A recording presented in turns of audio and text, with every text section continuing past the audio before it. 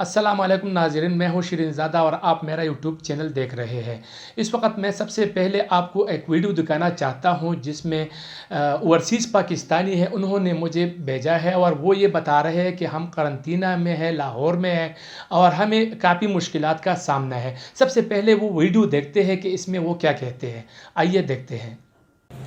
السلام علیکم، good evening guys. I am COVID-19 positive patient تو نہیں ہوں الحمدللہ، مجھے کوئی اتنے سمٹمز وغیرہ نہیں ہے، لیکن ہم یہاں پہ جوہر ٹاؤن لاہور ایکسپو میں جہاں پہ قرنطینہ ہاسپٹل بنایا گیا ہے وہاں پہ ہم موجود ہیں۔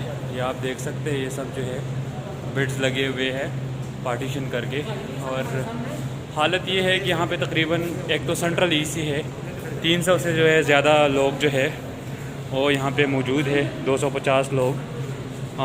یہ واش روم کا حالت ہے، آپ دیکھ سکتے ہیں یہاں پہ بندہ جو ہے ٹھیک کیسے ہو سکتا ہے، آپ یہ بتائیے چاچا۔ صحیح کہہ رہے ہیں، یہاں پہ یہی حالات ہے۔ ہاں تو اتنے دن ہو گئے، ہم 20 تاریخ سے ادھر ہی ہے، یہ بہت پریشان ہے، تو اس کی وجہ سے ہم بہت ہی مجبور ہو کے وضو بھی کرنا ہوتا ہے، ہمیں یہ سب کچھ کرنا پڑتا ہے، لیکن مجبوری ہے ہماری یہ کہ آپ عمران خان ہمارے ساتھ کچھ تعاون کریں۔ ہم بیمار نہیں ہیں تو دوبارہ بیمار ہو سکتے ہیں، جب سے باہر سے آئے یہ لوگ ایسے کرتے ہیں ہمارے ساتھ۔ سر، ہم دبئی سے آئے ہوئے لوگ ہیں سب، اور ہمارا یہ قرنطینہ سینٹر کے جو ہے واش روم ہے، یہ واش روم تقریباً اپراکسیمیٹلی یہاں پہ 6 یا 7 واش روم ہے سب ملا کے، اور بندے جو ہے وہ تقریباً 200 سے 250 بندے ہیں یہاں پہ، اور یہی ایک واش روم یوز کر رہے۔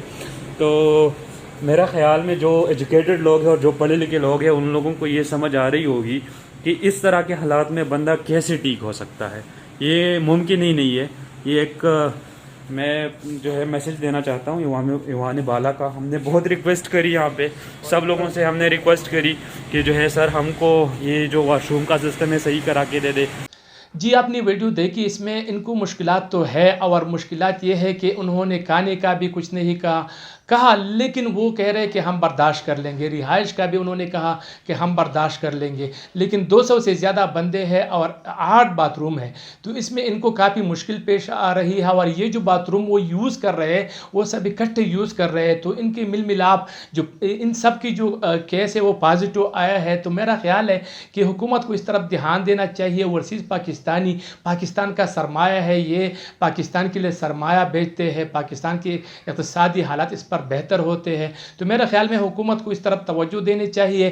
جہاں تک میں سمجھتا ہوں اس وقت پوری دنیا میں یہ وبا ہے اور پوری دنیا مشکل میں ہے، لیکن ہمیں اس مشکل سے نکالنے میں میرا خیال میں موجودہ حکومت جو ہے نا وہ کامیاب ہو جائے گی اور اوورسیز پاکستانیوں کا خیال رکھے گی۔ جی۔